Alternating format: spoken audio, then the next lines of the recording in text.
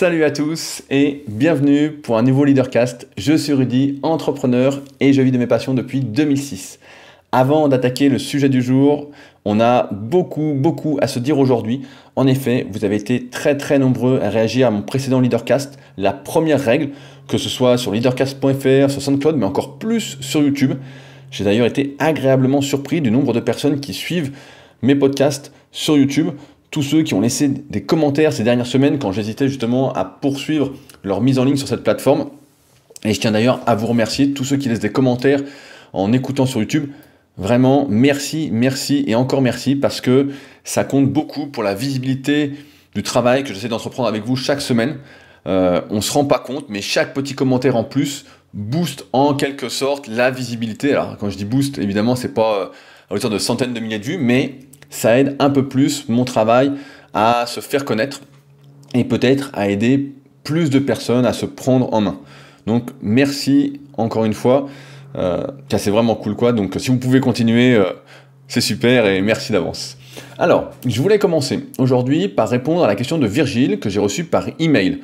Virgile, il suit la formation Superphysique et dans une de ses vidéos, j'explique que j'entraîne parfois gratuitement des personnes donc en musculation, qui est mon principal travail, et que j'ai parfois été déçu du manque de respect, moi je veux dire de manque de respect, de remerciement suite à ce travail gratuit à la fin de cette période un peu de coaching. Et en effet, il y a à peu près 2-3 ans, j'avais entraîné un jeune gratuitement, je m'en occupais, je venais à la salle quand il était là, je regardais tout ce qu'il faisait, il venait en plus pour qu'on regarde les étirements qu'il devait faire, enfin bon, j'étais vraiment très impliqué. Et voilà, au bout d'un moment, je pense qu'on avait fait un peu le tour, il était un peu moins motivé. Et donc, je lui ai dit, bah voilà, je pense qu'on peut s'arrêter là. Et dans le monde normal, j'ai envie de dire, on attend un remerciement, bah merci, c'est cool, etc. Et en fait, il n'y a pas eu ça, et la personne m'a dit, bah moi, je t'ai rien demandé, c'était plutôt, voilà, c'est normal, tout m'est dû. Et donc, ça contraste, d'après Virgile, et il se pose la question, en fait, avec ce que j'ai expliqué la semaine dernière dans la première règle, à savoir qu'il faut beaucoup donner sans forcément attendre en retour. Mais j'ai envie de dire surtout qu'il faut donner aux personnes qui partagent au moins un minimum les mêmes valeurs. Si j'avais su que cette personne n'avait pas cette valeur de respect, de gratitude en quelque sorte, bah, j'aurais peut-être pas donné. J'ai envie de croire effectivement que tout le monde est assez innocent, veut le bien, etc. Mais je me rends bien compte aussi, sans doute tout comme vous, que beaucoup de personnes, notamment des jeunes de la nouvelle génération, n'ont pas reçu la même éducation que nous, manquent peut-être de valeurs, ne savent pas qui ils sont, et donc en ce sens, ne comprennent pas forcément ce que j'essaye de faire, ce que je donne, etc. Alors après, de mon côté également, je suis de mieux en mieux à ce sujet-là, mais je suis pas un super communicant également. Pour moi, les choses, si je donne, pour moi, c'est normal. En fait, pour moi, la réciprocité, c'est quelque chose de très simple, qui est acquis, qui est inné, limite. Et donc, quand quelqu'un ne l'a pas, en fait, ça me surprend. Mais ça, c'est peut-être plus un manque d'adaptation de ma part. Et donc, Virgile se pose la question de, dans les podcasts, qu'est-ce que je fais exactement? Est-ce que j'explique théoriquement le meilleur comportement ou est-ce que je parle par rapport à mon expérience? Et donc, en fait, j'essaye, parce que je pense que le meilleur moyen de convaincre, c'est l'exemplarité, j'essaye de transmettre ce que je vis, ce que j'essaye de faire. Et il m'arrive, comme n'importe quel humain, parfois de déraper, parfois de ne pas faire la meilleure chose possible. Peut-être que ça va en faire tomber certains des nues, mais je ne suis pas parfait. Et donc, il m'arrive forcément des fois de ne pas appliquer ce qu'il faudrait faire quand notre ego est pris en cible, quand on n'arrive pas à s'en défaire, quand on ne réfléchit plus, etc. Il peut m'arriver de ne pas faire les choses correctement, mais en règle générale, comme le meilleur moyen de convaincre, c'est l'exemplarité, j'essaye de transmettre ce que je vis, et je pense que ça se sent assez bien dans ces podcasts. Donc voilà, Virgile, j'essaye en tout cas de faire ça, et merci d'ailleurs donc de ton message, surtout à la fin. C'est cool que tu te sentes moins seul en entendant des podcasts comme ça, une façon de penser un peu différente de la norme. Je voulais maintenant réagir, parce que vous avez également été très nombreux. Ça a été vraiment une semaine exceptionnelle. Un message de Vincent, sur Patreon. En effet, quand vous soutenez Leadercast sur Patreon, j'envoie toujours un petit message personnalisé, parce que ça me semble très très important de nouer de vraies relations humaines, comme je vous l'ai déjà expliqué. Et donc, en remerciant Vince, il m'a répondu « Ton temps, ton énergie et tes réflexions valent bien ce petit don symbolique. C'est donc avec plaisir, collaborons. » Et donc, c'est un message qui reflète parfaitement ce que j'essaye de transmettre et de faire. Donc, je vais remercier tous les nouveaux patriotes de la semaine. Vous avez été nombreux, donc Vincent, Adrien, Joris, Élie, Dubois, Nicolas, William, Vivien, Jérémy et Thierry. Donc vous êtes vraiment très très nombreux. On est maintenant 58 à être sur Patreon. Je vous partagerai d'ailleurs bientôt les résultats d'un petit test qu'on avait fait ensemble, où je vous avais demandé votre aide. Et également un autre test que j'ai fait. Donc on en reparlera de toute façon entre nous directement sur Patreon. S'il y en a que ça intéresse, de soutenir ce travail, de faire partie des gens qui pensent que on peut changer les choses, au moins à son niveau, de manière collaborative. C'est directement sur patreon.com/leadercast. Maintenant, je voulais réagir aux commentaires qu'il y a eu sur Leadercast suite au dernier podcast.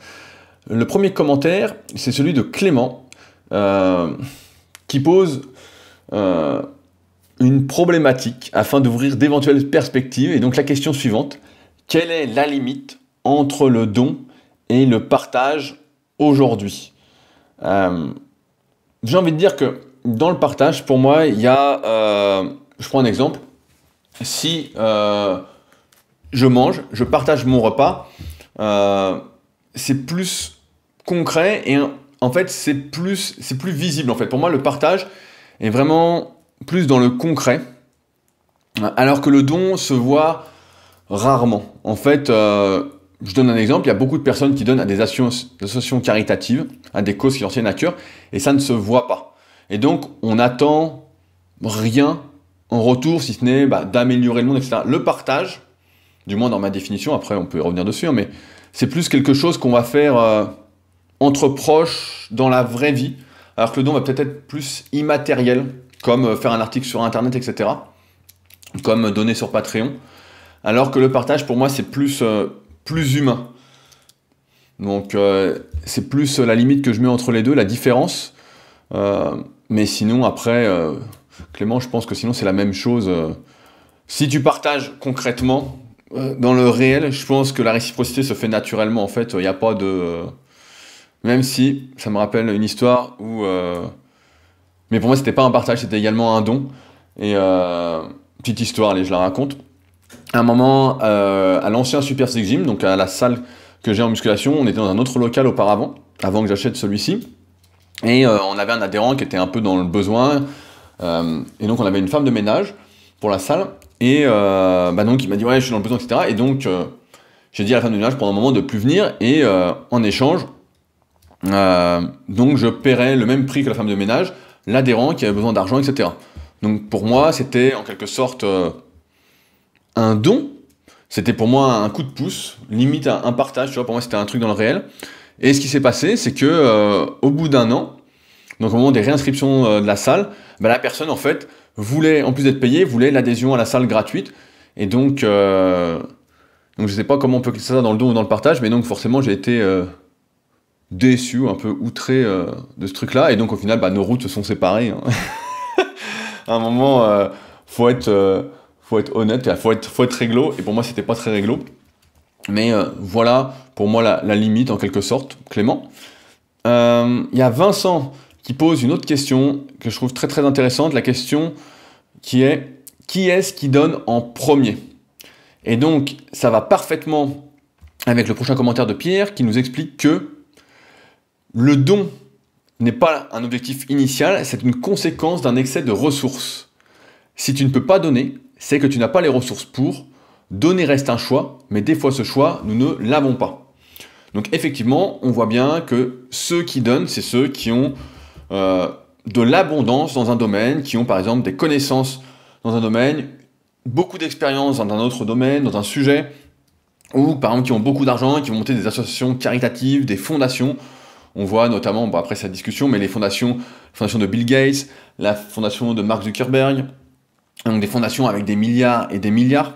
Et on voit bien que c'est l'abondance qui déclenche ça. C'est qu'à un moment, on se pose peut-être des questions par rapport au sens de sa vie. Qu'est-ce qu'on veut faire? Comment on veut impacter le monde? En ce moment, je suis en train de lire un super livre. Donc, j'ai plus le titre exact, mais c'est encore un livre d'Albert Jacquard. D'ailleurs, merci Jules de me l'avoir prêté. Et qui explique que l'important, au bout d'un moment, et je pense qu'on en arrive tous là, c'est de trouver un peu quelle est sa part à faire pour essayer d'améliorer le monde. Et donc, effectivement, celui qui donne en premier, en général, c'est celui qui a trop.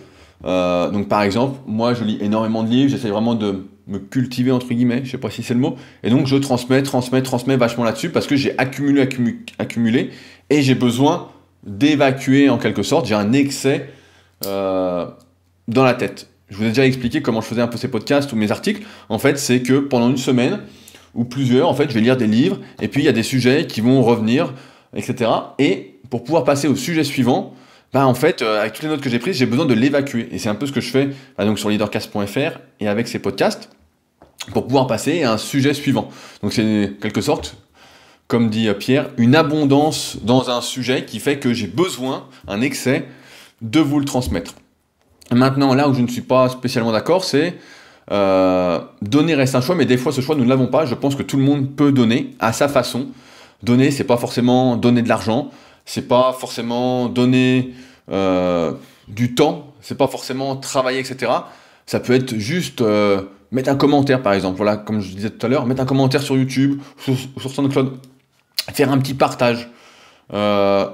Et par exemple, si on ne peut pas donner d'argent, et même, par exemple, moi j'ai mis 2 $ sur Patreon, ça commence à 2 $, donc c'est une misère, c'est plus symbolique. Je pense que tout le monde peut donner 2 $, ce qui fait 1,60 € à peu près actuellement par mois. Donc, mais même si on ne peut pas, on peut toujours donner autre chose, donc donner ses réflexions, comme c'est le cas sur le site. Je pense qu'on peut toujours donner quelque chose, et pas forcément sur le net en fait. Dans la vie réelle, faire des petits gestes, etc. Aider une mamie à traverser, aider quelqu'un à apporter ses bouteilles d'eau si c'est trop lourd pour lui. Je pense qu'on peut toujours faire un don en fait, mais effectivement c'est peut-être parce qu'on est avantagé par rapport à quelqu'un, j'aime pas trop ce terme avantagé, mais voilà, on est différent, et cette différence fait qu'on est avantagé dans certains domaines, et pas dans d'autres, et vice versa. Mais je pense que tout le monde a les moyens de donner au moins un petit peu à son échelle, à son niveau. Je pense que ça, il n'y a pas trop de débat là-dessus. N'hésitez pas à rebondir là-dessus, comme d'habitude, directement sur le site. Je conclue par 2 choses avant d'attaquer. Je vous avais dit que ce serait un peu long aujourd'hui. J'ai participé à un podcast qui s'appelle le Powercast, qui est disponible directement sur YouTube.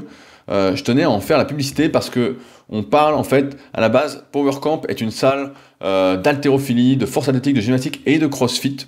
Et ils ont lancé des podcasts il y a quelques semaines que je suis assidûment. C'est seulement sur YouTube, donc vous tapez PowerCamp.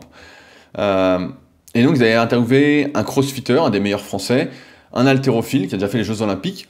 Et donc là, ils voulaient m'interviewer plus sur des demandes un peu entrepreneuriales, de business, de management, etc. Et donc je pense que ça peut vous intéresser de l'écouter, ça dure 1h25 donc sur YouTube, et vous tapez PowerCamp et vous allez tomber dessus directement sur leur chaîne. Et c'est vraiment dans l'état d'esprit de ce que j'essaye de faire. Donc on parle pas beaucoup de sport, mais on en parle un petit peu, mais c'est surtout, voilà, on parle surtout de comment construire son entreprise, comment fédérer un groupe, etc. Enfin bon, des sujets où je pense que j'ai une petite plus-value à apporter. Donc n'hésitez pas à aller l'écouter, surtout qu'ils ont fait 9 heures de route en voiture pour venir aller, et 9 heures de route retour pour rentrer, le tout sur une journée et demie, tout ça pour passer 4 heures ensemble et avoir 1h25 de contenu diffusable sur YouTube. Donc cette motivation-là, je pense qu'elle doit se récompenser.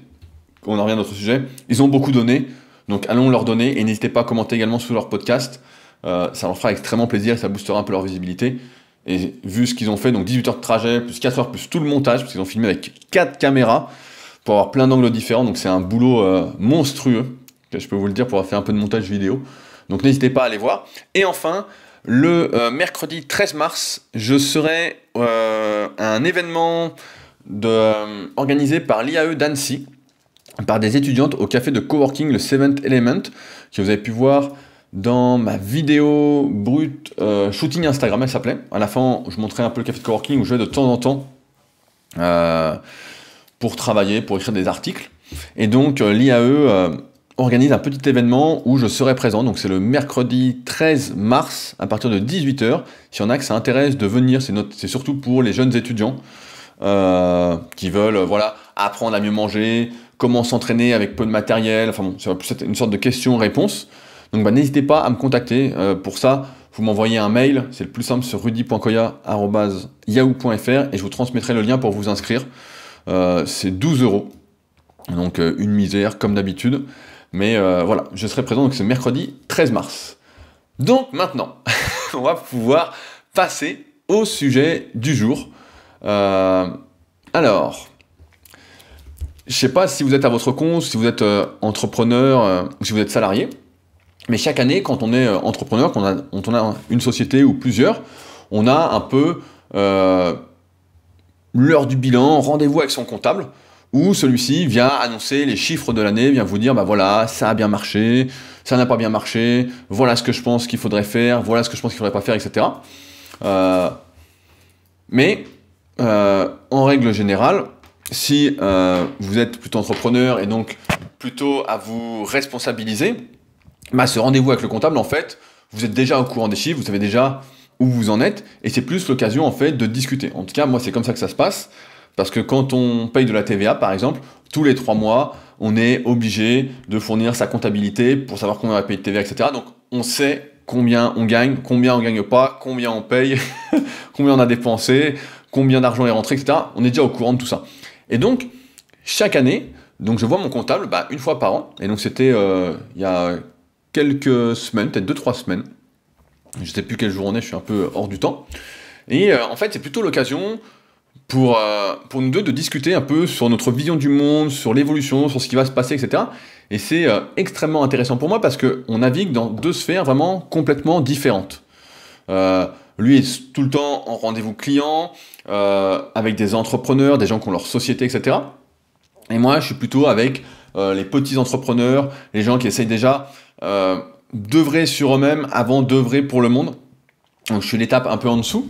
Et donc on a des visions qui se complètent pas mal et qui m'aident notamment à réfléchir. Donc on a surtout discuté, en fait, j'avais déjà entendu parler de ça, mais est-ce que vous savez qu'il y a des métiers qui sont amenés à disparaître à l'avenir et très très rapidement? Je ne sais pas si vous suivez un peu l'actualité, mais par exemple aux États-Unis, la chaîne Whole Foods Market est en train de faire un test, je ne sais pas s'ils l'ont fait sur tous, mais ils sont en train d'enlever tous les caissiers pour que ce soit automatique, dans le sens où on rentre dans le magasin, on se sert, et quand on sort du magasin, on est débité directement sur sa carte bleue, sans avoir besoin de passer sur une caisse, sans avoir besoin de rien. Il faut dire que Whole Foods Market a été racheté par Amazon, qui est l'empereur, entre guillemets, du service client, de la facilité, de la commande en un clic, et là donc du débit sans clic. Et donc, il y a plusieurs catégories de métiers qui vont être amenés à disparaître. Pour beaucoup de personnes, ça peut faire peur de se dire « Merde, mon métier ne va plus exister, qu'est-ce que je vais faire, etc. » Je vais y revenir juste après. Et donc, il y a à peu près 5 métiers, de ce que j'ai regardé, j'ai cherché un petit peu, qui vont disparaître. Le premier, évidemment, c'est manutentionnaire. Donc ça, c'est assez facile de comprendre que tout va être automatisé par des robots. Il y a également les secrétaires qui vont être amenés à disparaître. Tout va être automatisé, la prise de rendez-vous, tout va se faire par exemple en ligne. On le voit de plus en plus, on peut réserver des restaurants en ligne plutôt que d'appeler, on réserve directement sur Internet. Donc ça nécessite par exemple plus besoin de mettre de téléphone ou presque, seulement en cas de dernier recours pour annuler, etc. Donc moins de services, etc.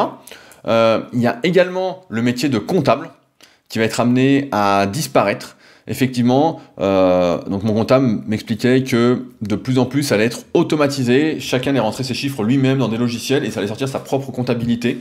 Donc c'est un métier qui va être amené à disparaître et ça ne m'étonne pas. On voit que finalement comptable aujourd'hui c'est plus pour nous aider dans l'administratif, dans les démarches qui sont de plus en plus compliquées, où le système français va dans tous les sens, où personne n'est sur la même temporalité, les différents organismes sociaux, où les impôts sont pas du tout coordonnés, donc on arrive à des trucs assez invraisemblables, et où là, le comptable a vraiment sa part à faire pour nous soulager à ce sujet-là. Il y a également le métier de banquier, qui va disparaître, et ça, c'est assez facile de le comprendre. On le voit de plus en plus avec de plus en plus d'ailleurs de banques en ligne qui n'ont rien à envier aux banques qui existent déjà, qui sont dans le physique. Pour 99,9% des opérations qu'on fait, bah voilà, ça suffit largement, on peut tout faire avec son téléphone ou avec l'ordinateur, même si beaucoup d'entre vous maintenant n'ont pas d'ordinateur, donc tout peut se faire avec un téléphone. Donc ça va disparaître. Et puis il y a assureur. Assureur, ça va également disparaître. On voit bien, on peut souscrire à une assurance en ligne, en 2 clics. Allez, j'exagère un petit peu, mais c'est réglé. Et c'est vrai que si on y réfléchit, ben, je pense que dans ces métiers-là, personne n'a envie, si ça peut être facilité et fait tout seul, de continuer à faire ces métiers. Aujourd'hui, il faut bien le dire, beaucoup de personnes travaillent pour subvenir à leurs besoins financiers. Et non pas parce que leur travail les fait se sentir utiles, parce qu'ils ont l'impression de faire quelque chose d'important pour aider quelque chose qui les passionne en fait. Ils y vont plus par obligation, par dépit, que par envie. Et donc si on dit demain, et c'est ce qui va se passer, qu'il y aura plus de banquiers et plus d'assureurs qui sont obligés aujourd'hui de vendre des produits dont les gens n'ont pas besoin, qui sont en train d'essayer de placer des produits à la banque, vous voyez bien, quand vous allez à la banque, qui essayent de vous vendre des produits, etc. Et même quand ils essayent de vous les vendre, s'ils y arrivent, vous voyez qu'après c'est compliqué. L'assureur qui essaye de placer de plus en plus d'assurance, des trucs dont vous n'avez même pas besoin. Et que dire des manutentionnaires? Personne n'a envie, toute sa vie, de déplacer des cartons hyper lourds, avec les bras au-dessus de la tête, etc. Personne a envie de faire de l'administratif sans arrêt. Oui, un peu d'administratif, ok, je parle par exemple des secrétaires, effectivement, mais à un moment, voilà, c'est pas quelque chose qui épanouit, qui rend heureux, etc. Donc, la question qui se pose, et à laquelle je vais essayer de répondre aujourd'hui, c'est comment faire à l'avenir, en sachant que de nombreux métiers vont disparaître, donc plus que ceux que je viens de citer, pour être en sécurité et ne pas avoir peur de l'avenir. Comment faire, en fait, pour ne pas subir de plein fouet les changements de la société qui va irrémédiablement nous pousser vers ce qu'elle pense être notre place. Il faut bien le dire, il y avait des petits débats comme ça, un moment sur...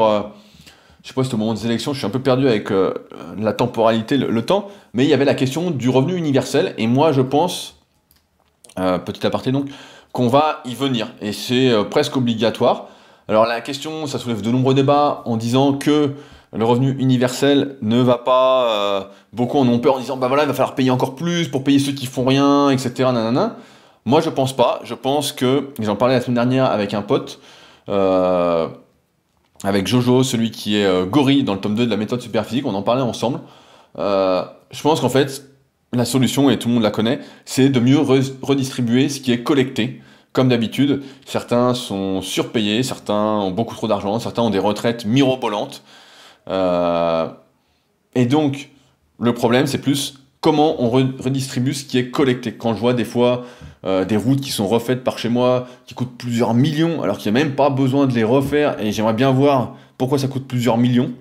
J'aimerais vraiment voir, parce que c'est des petites routes, franchement, il y en a pour rien du tout.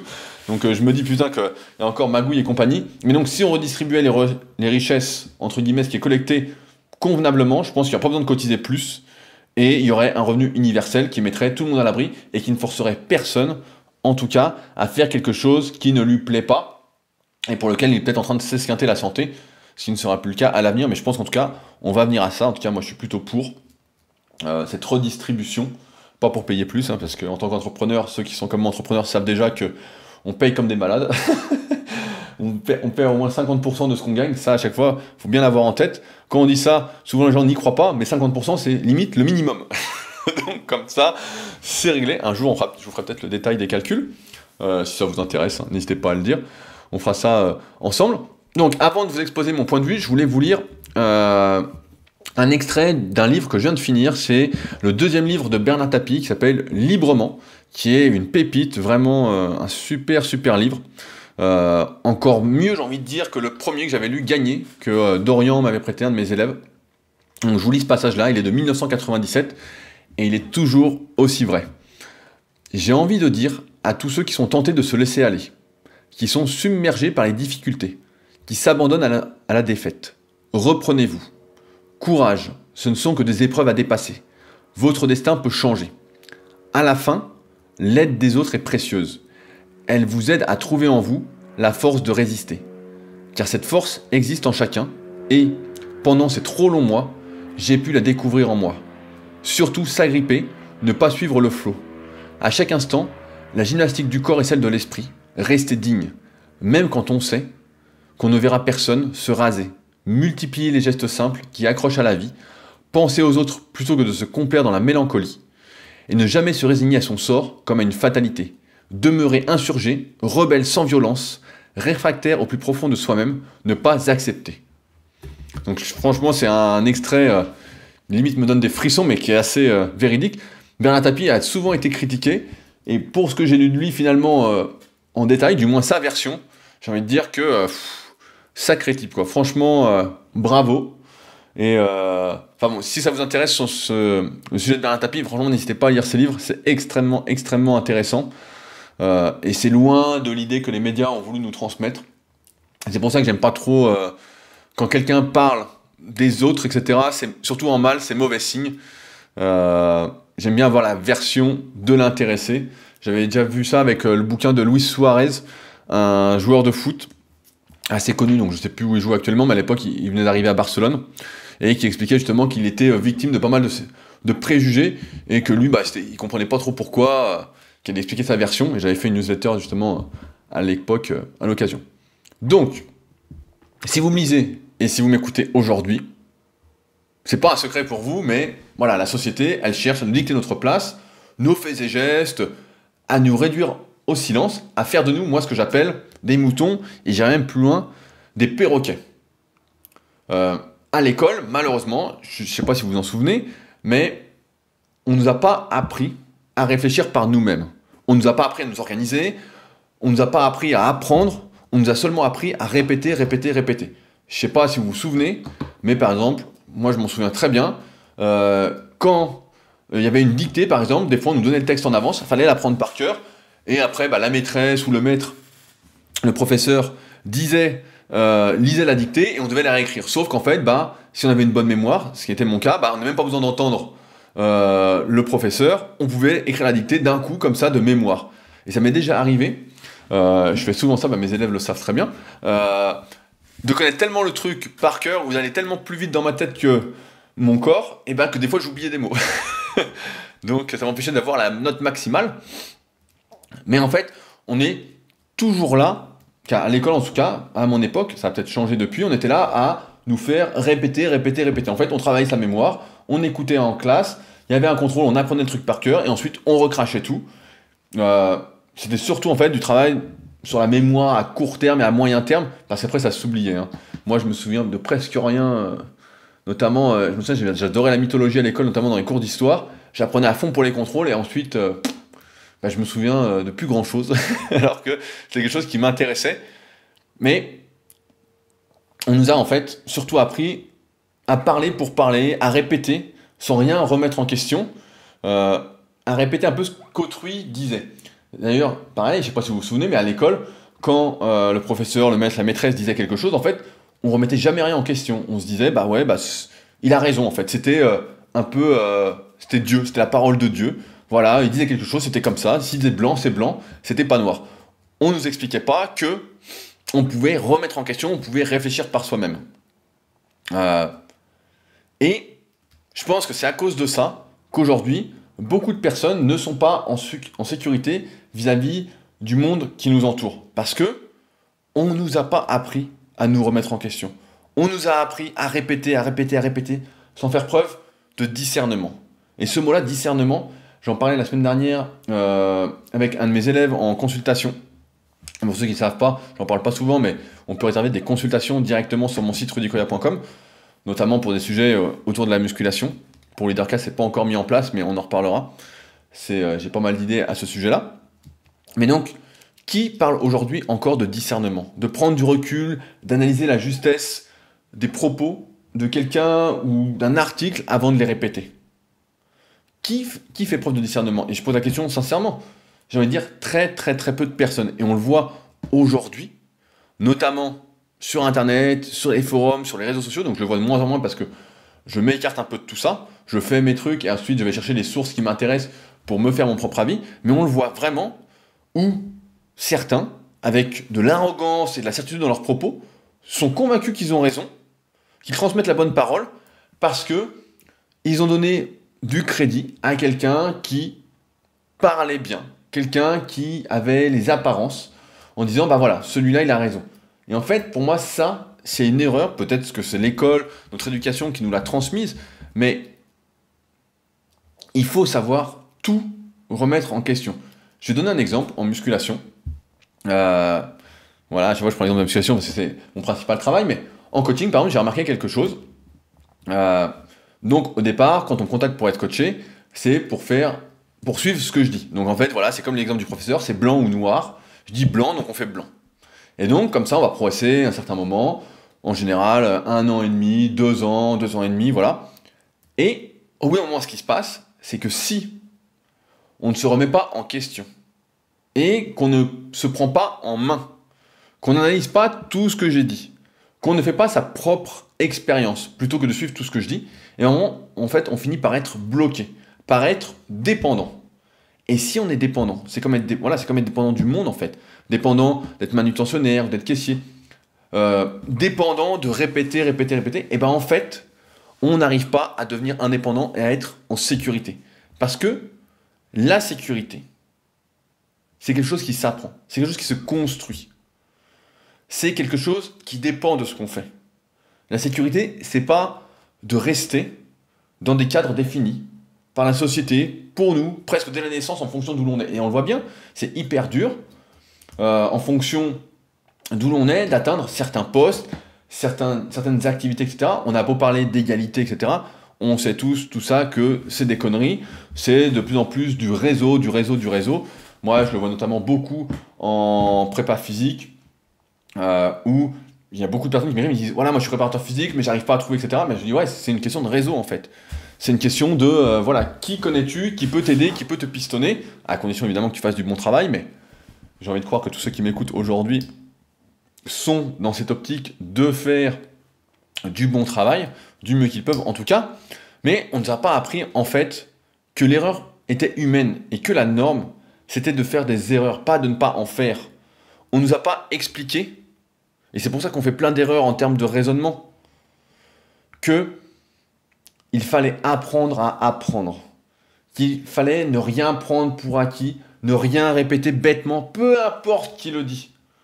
Et notamment, je pense que ça me fait penser au forum Superphysique, donc c'est les forums qui sont gratuits sur mon site superphysique.org, où parfois certains vont dire, voilà, c'est bizarre, on va sur ce forum-là, et puis ceux qui répondent presque tous la même chose, comme si tout le monde était d'accord ou pas. Et en fait, moi j'ai envie de dire à ceux par exemple qui se posent ces questions-là, c'est que les personnes qui répondent, si on répond presque tous la même chose, c'est qu'on a vécu, on s'est rendu compte que notre expérience nous a amené là.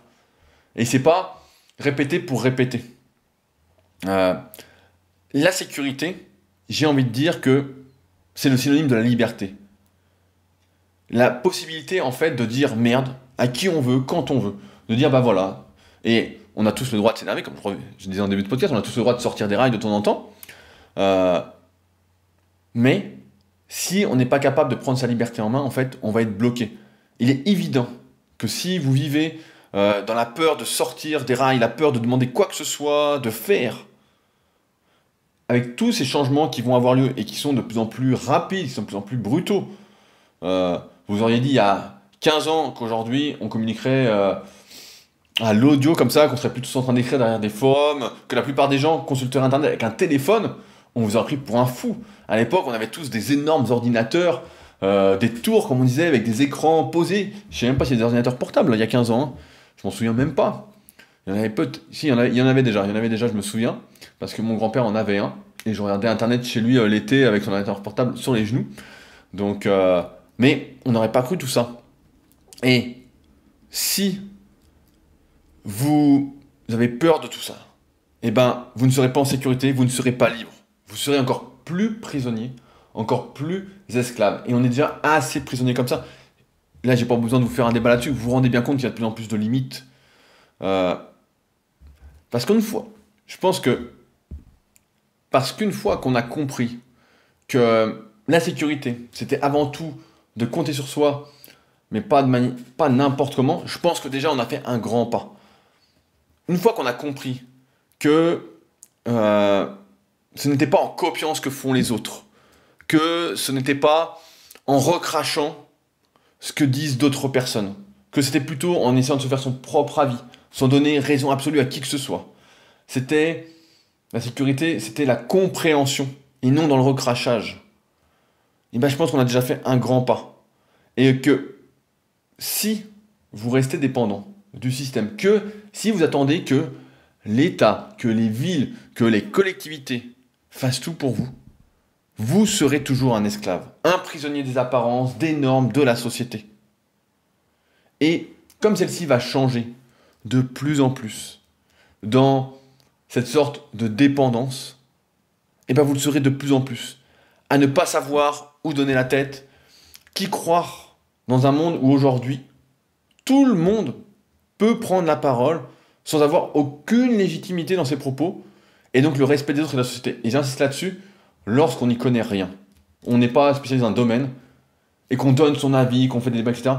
Pour moi, ça, c'est manquer de respect, comme je disais en début de podcast, c'est manquer de respect au monde, en fait. C'est manquer de respect à tous ceux qui nous entourent en... J'ai envie de dire que, je sais pas si je vais inventer un mot, en le corrompant, si ça existe. J'invente des mots, mais ça me fait sourire. Mais je pense que c'est important d'avoir ce respect d'autres. Souvent, on dit que je suis autodidacte, comme dans ce podcast dont je vous parlais, Powercast. Mais en fait, je pense pas que je sois spécialement autodidacte. Ce que je suis, c'est quelqu'un qui pose des questions. C'est que quand j'y connais rien, en fait, plutôt que de donner mon avis, eh ben, je préfère dire que je ne sais pas. Et je préfère poser des questions à des gens qui savent, entre guillemets, ou qui ont un avis. Je vais creuser par moi-même. Je vais utiliser, par exemple, Google, même si c'est de moins en moins fiable, de plus en plus compliqué. Il y a d'ailleurs plein de moteurs de recherche équivalents. Je vais acheter des livres. Aujourd'hui, les livres, ça c'est quelque chose pareil qu'on oublie, mais les livres, c'est là où il y a le plus de savoir. Écrire un livre, c'est pas comme écrire sur Internet. C'est pas écrire 4 lignes avec un pseudo, en mettant un beau t-shirt, en faisant une belle photo. Faire un livre, c'est un vrai travail. Et donc, c'est pas à la portée de n'importe qui. Et c'est pourquoi je pense qu'il y a beaucoup de savoir. Et d'ailleurs, c'est pas cher un livre. Le prix est un peu codifié. J'y reviendrai dans mon podcast bilan sur mon livre, donc le guide de la musculation au naturel. Quand ça fera 1 an qu'il sera sorti et que j'aurai les chiffres de vente pour vous dire, voilà, les erreurs que j'ai pu faire à ce sujet et ce que je changerai, ce que je changerai pas. Et puis, il y aura pas mal de choses que j'ai envie de vous raconter. Mais, comme, je sais plus où j'en étais, mais un peu comme, j'ai envie de dire, moi en fait, j'en parlais justement avec ceux qui sont venus pour Leader 4, donc avec Mehdi, Robin et Will. En fait, quand on ne connaît pas quelque chose, il ne faut pas hésiter à demander pourquoi, à poser des questions, plutôt que de faire celui qui sait avec arrogance, avec certitude, alors qu'on n'y connaît rien. Il n'y a pas de honte à ne pas savoir. Il y a la honte de faire savoir pour moi qu'on sait alors qu'on ne sait rien. Et on se rend compte surtout avec le temps, c'est une phrase banale, je sais, mais que plus on avance et moins on en sait, qu'il y a de plus en plus de domaines qui sont entremêlés et qu'il faudrait creuser, etc. Et donc on n'a pas forcément le temps de tout creuser. Mais comme, je sais pas si vous avez vu d'ailleurs cette série, il y avait une super série, c'était la série Genius sur Einstein, la première saison qui était vraiment exceptionnelle, donc je vous spoil un petit peu. Au dernier épisode, il y a une fillette qui demande à Einstein comment il a fait pour en savoir autant, entre guillemets, pour faire autant de choses. Et sa réponse, c'est qu'il a toujours posé la question de pourquoi ci, pourquoi ça, etc. Et c'est ce que je vous encourage à faire. Pourquoi plutôt que d'être dans cette tendance où on voit que tout le monde donne son avis sans savoir qui c'est, surtout avec l'heure aujourd'hui, voilà, des forums, des pseudos, des apparences, où on peut donner la légitimité en fait à n'importe qui. C'est aussi pour ça, personnellement, que j'apprécie pas les articles spécialisés qui utilisent du jargon, des mots que seuls ceux qui sont dans le milieu en fait peuvent comprendre. La plupart du temps, il n'y a pas besoin. Rappelez-vous la règle des 95, donc c'est un vieux podcast que j'avais fait mais qui est toujours d'actualité, où je vous expliquais en fait que la plupart du temps, quand on fait du contenu, si on est entrepreneur, etc., il faut écrire pour 95% des gens qui sont débutants dans le domaine et non pour les 5% qui en savent le plus. Et souvent, on pense à tort, du moins ceux qui se lancent, que quand on utilise des mots savants, entre guillemets savants, et ben ça donne plus de légitimité, ça joue le jeu des apparences, etc. Sauf qu'en fait, ça fait le contraire pour les gens, pour les 95% de gens qui débutent, qui n'y comprennent rien, et qui donc finalement, vous ne les aidez pas à aller vers l'indépendance et vers la sécurité et la liberté. C'est pourquoi, contrairement à tout ce qu'on voit, et je le répète régulièrement depuis maintenant très très très longtemps, et j'essaye de lutter contre ça de plus en plus, j'essaye de m'habiller de plus en plus comme un plouc, ça me fait plaisir, mais vraiment, c'est vraiment un truc que j'essaye de faire, mais c'est toujours compliqué dans ce monde d'apparence, mais c'est pourquoi, contrairement en fait, à ce qu'on voit actuellement, plutôt que d'accorder du crédit aux formes, il faut s'intéresser au fond. Creuser, creuser, encore creuser, jusqu'à temps d'être rassasié sur les sujets qui vous intriguent en fait. Et évidemment, vous ne pourrez pas creuser tous les sujets, vous ne pourrez pas être expert de tout, mais dès que quelque chose vous intéresse, n'hésitez pas à creuser. N'hésitez pas à aller vous faire votre propre avis. C'est d'ailleurs pour ça que j'avais lancé, et que c'est toujours d'actualité, c'est toujours en cours, ma formation super physique en musculation. C'est pour tous ceux en fait qui veulent comprendre et pas seulement agir. Et qui sont justement perdus avec tout ce qui se passe sur le net, où ils savent plus où donner de la tête. Et c'est justement, en fait, je l'ai construite dans cette optique de transmission, d'indépendance, c'est la transmission de connaissances et non l'embrouillage collectif avec des termes compliqués, etc. J'en vois des fois qui lancent des formations ou des programmes, etc., avec des termes hyper scientifiques, de la biochimie, etc. Comme s'il y avait besoin de faire de la biochimie pour savoir comment transmettre aux gens comment il faut manger pour être en bonne santé, pour prendre du muscle, pour perdre du gras, etc. Il n'y a pas besoin de tout ça. C'est de l'empirisme tout ça, et c'est très très simple. Souvent, allez, je prends un exemple à la con, mais souvent les gens disent « Comment tu fais pour être comme ci, comme ça, pour être mince, pour être à peu près sec, etc. » Et ben c'est pas compliqué, tout le monde le sait. Il suffit pas de bouffer de saloperies. Voilà, ça commence par là, pas de cochonneries. Alors après, il y a des détails, il y a des trucs, etc. Mais tout le monde sait, si tout le monde déjà mangeait sainement, c'est-à-dire des aliments non transformés, non industriels, il y aurait beaucoup moins de personnes en surpoids et en mauvaise santé. D'ailleurs, je lisais, c'est marrant, je suis en train de lire le livre Tout ce qui ne nous tue pas, donc c'est de Scott Carney, si je dis pas de conneries, le bouquin est à l'envers, donc j'arrive pas à le lire d'ici, qui a été étudié Wim Hof, donc un Hollandais, si vous ne connaissez pas, qui se plonge dans le froid, etc. On en reparlera parce que j'ai prévu de tester. Et il explique dedans, donc il met une très bonne phrase, qui dit il y a seulement 2 espèces sur Terre qui sont vraiment atteintes de surpoids. C'est l'homme et les animaux domestiques dont il s'occupe. Il y a forcément un lien. Et effectivement, il y a un lien. Donc, quand on n'est pas dans cette optique, en tout cas, de transmettre quelque chose, pour moi, ça ne va pas et ça n'aide pas à être en sécurité, à être libre. J'ai retrouvé une citation justement à ce sujet de Léonard de Vinci qui disait un truc très simple: la simplification et la sophistication extrême. Et il avait raison. Il avait raison. Et l'important, en fait, c'est vraiment de chercher peut-être des contenus qui ne vont pas être noir sur blanc, vous disant vous devez faire ci, vous devez faire ça, etc. Alors certes, ça rassure au début, comme je vous le disais, et c'est normal. Au début, il faut suivre une trame, etc., quel que soit le domaine. Et ensuite, il faut, une fois qu'on a posé les bases, qu'on a pas mal avancé, aller vers la personnalisation de tout ce qu'on fait. En musculation, par exemple, au début, je vois beaucoup de personnes qui débutent, qui veulent leur programme personnalisé, qui veulent y aller à fond, etc. Sauf au début, il faut suivre des bases. Pareil, dans l'entrepreneuriat, si vous souhaitez vous lancer, il faut suivre des bases que je pourrais résumer un jour, voilà, si ça vous intéresse. Et ensuite, au bout d'un moment, on peut personnaliser ce qu'on fait. Mais si aujourd'hui, vous personnalisez tout ce que vous faites, dès le début, d'un coup, ça ne va pas marcher parce que ce sera trop en dehors du cadre. Et donc, c'est bien d'être en dehors du cadre, mais il faut pouvoir se le permettre. Et au début, si on n'a pas les bases, on ne peut pas se le permettre, sinon ça ne donnera aucun résultat. En tout cas, l'important, c'est vraiment d'adopter cet état d'esprit, cette démarche, et de l'utiliser quand on a besoin. Cet état d'esprit, de demander pourquoi, de creuser. La question, c'est pas de devenir en fait le spécialiste des spécialistes. La question, c'est de devenir le spécialiste dont vous avez besoin quand vous avez besoin. Par exemple, quand un sujet m'intéresse, je cherche. Comme là, quand j'écris un article pour Leadercast, je vais faire des recherches sur le sujet dont je vous parle. Quand je fais le podcast, pareil, je vais faire toute une liste, je vais aller chercher des citations, je vais chercher qu'est-ce qu'en disent d'autres personnes, pour ensuite, avec mes lectures, etc., me faire mon avis et vous le livrer.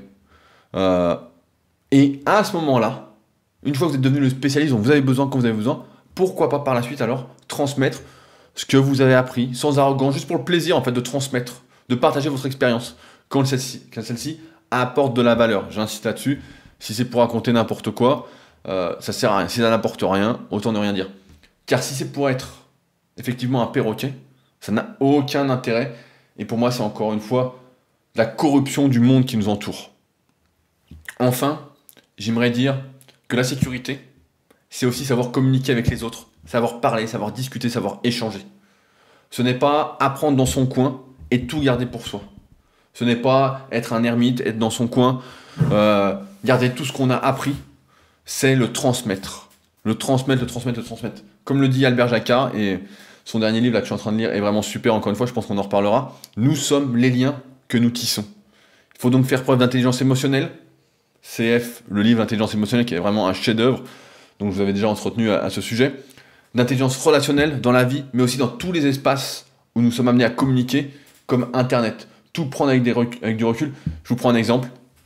Ce matin, j'ai été posté un colis, donc voilà, 3615, je raconte ma vie, pour un de mes élèves, donc Victor, qui se reconnaîtra.